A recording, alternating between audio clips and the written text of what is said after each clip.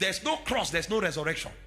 The reason why the life of God is no longer only in Christ but available to all of us was because at the cross, when he was crushed, he was torn open.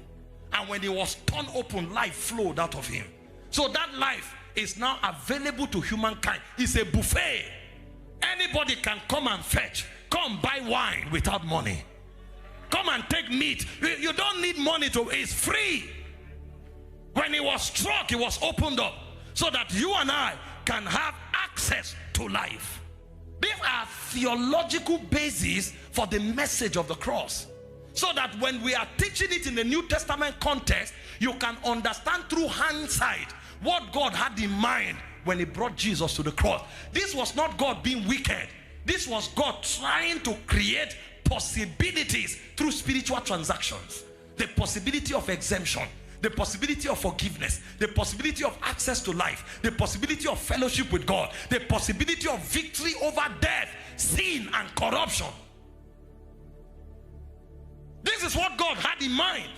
And this is why we go back theologically to study the typologies so we know the meaning. Now that we know this, we now come into the essence. Remember, I told you there's a historical aspect, there's a theological aspect, and then there is an essential aspect. The essential aspect is where the message is. And the message is divided into two. There is the finished works of Christ, and there is the requirement of submission in discipleship for the believer. But tonight, I focus on the finished works of Christ. The death, burial, and resurrection is the historical message.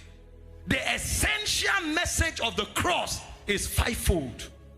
Number one is mercy. When Jesus hung on the cross, it was a testimony of divine mercy. That you should die, but God took your place. It was a statement of mercy made by God on the behalf of humankind. And you don't know the depth of that mercy. We should die because the wages of sin is death.